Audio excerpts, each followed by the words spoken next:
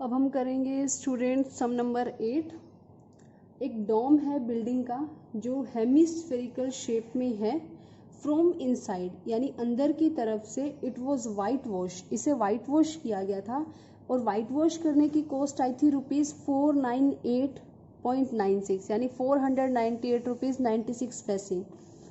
अगर white wash करने की कॉस्ट 1 मीटर स्क्वायर पे 2 रुपीज़ है तो इनर इनसाइड सरफेस एरिया बताओ इसका क्या होगा, और इसके साथ साथ इसकी वॉल्यूम भी निकालनी है।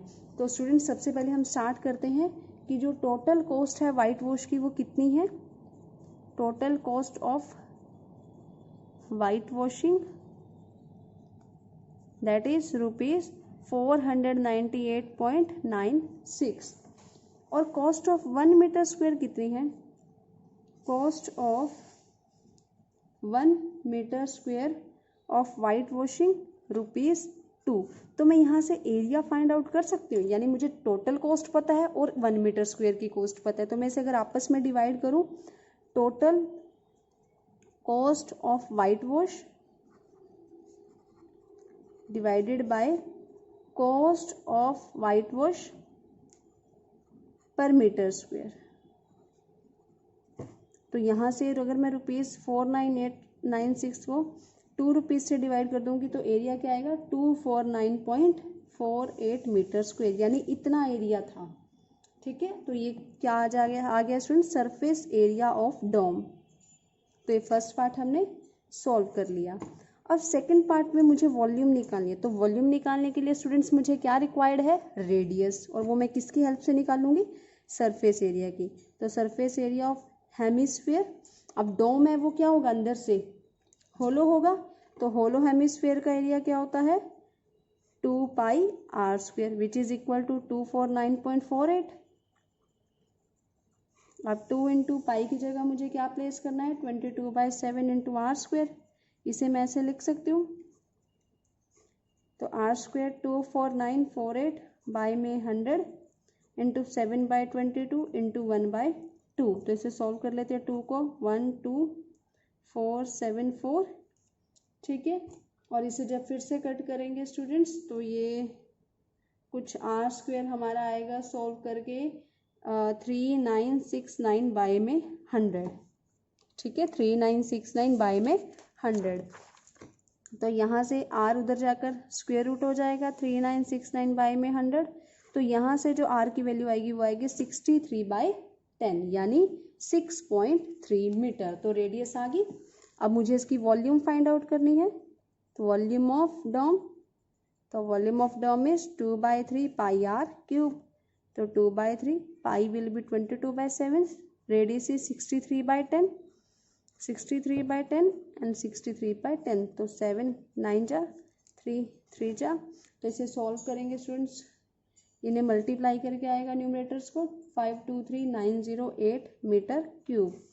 तो ये आएगा 523.908 मीटर क्यूब, या फिर हम इसे ऐसे लिखते हैं 523.9 अप्रॉक्स मीटर क्यूब। तो ये आई है डोम की वॉल्यूम। ठीक है, अब हम करेंगे स्टूडेंट सम नंबर 9। सम नंबर 9 में कह रहा है स्टूडेंट्स 27 सॉलिड आयरन स्फीयर्स थे, मतलब आयरन के लोहे के स्फीयर्स थे, और ये ऐसे ऐसे कितने थे 27। ठीक है, इन सबको ना मेल्ट कर दिया, पिघला दिया गया। ठीक है, और पिघलाने के बाद इनसे एक नया स्फीयर बना है, एक नया स्फीयर बना है। ठीक है, तो इसने बोला है कि जो पुराने वाला है इनकी रेडियस जो होगी वो r होगी, और इसकी जो रेडियस होगी वो r' होगी, और इसका जो सरफेस एरिया होगा that is surface area s होगा, और इसका सरफेस एरिया s' होगा। तो अगर मैं इसकी वॉल्यूम निकालूं, क्योंकि पिघलाया है तो पूरा इसका जो मटेरियल है वो यूज़ कर लिया, तो मुझे वॉल्यूम ही फाइंड आउट करनी पड़ेगी। तो वॉल्यूम ऑफ 1 स्फीयर की क्या होगी 4/3 πr³, और ऐसे से कितने स्फीयर्स थे 27। तो वॉल्यूम ऑफ 27 स्फीयर, तो वॉल्यूम ऑफ 27 स्फीयर क्या होगी 427 इंटू 4/3 πr³। और ये जो नया बना है इसकी वॉल्यूम क्या होगी, volume of sphere 4/3 pi R dash cube, इस तरह से। तो इन दोनों को मैं इक्वल रख सकती हूँ क्योंकि इन 27 को मिला के ही ये नया जो स्फीयर बना है। तो मैंने अकॉर्डिंग टू क्वेश्चन इनको इक्वल रख लिया।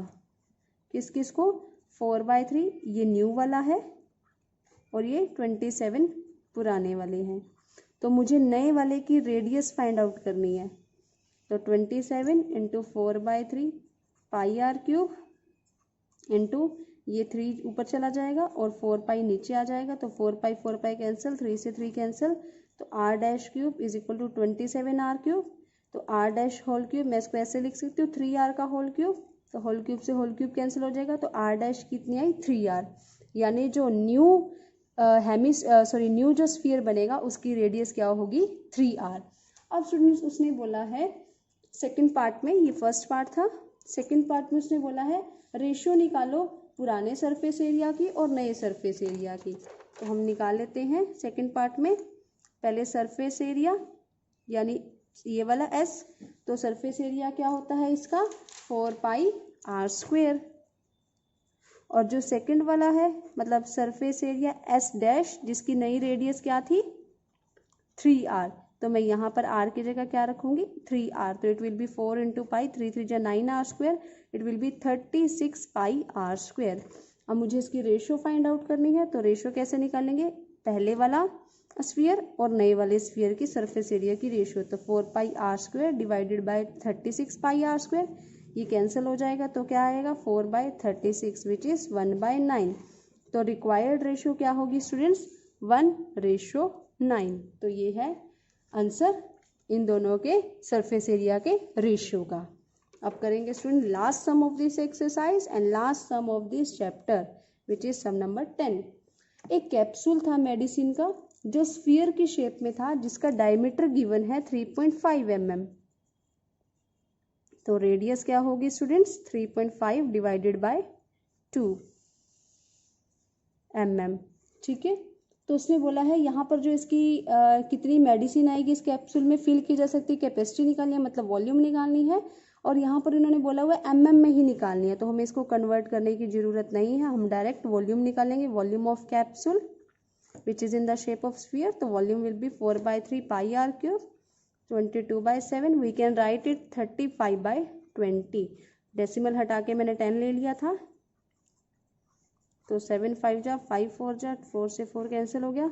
इसे सोल्व करेंगे स्टूडेंट्स मेरे पास आएगा 22.45833 मीटर क्यूब यानी 22.46 मीटर क्यूब अप्रॉक्स। तो ये जो होगी एक कैप्सूल के अंदर इतनी जो मेडिसिन की क्वांटिटी होगी।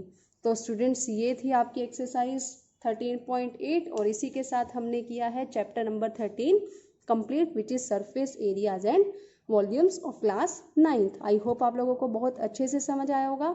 अगर आप लोगों को स्टूडेंट्स किसी भी सम में कंसेप्ट में डाउट है तो प्लीज़ कमेंट करके ज़रूर बताइएगा, मैं आपको उसके जो सोल्यूशन है वो डेफिनेटली प्रोवाइड करूँगी। तो स्टूडेंट्स मिलते हैं आपसे नेक्स्ट चैप्टर के साथ, नेक्स्ट वीडियो के साथ।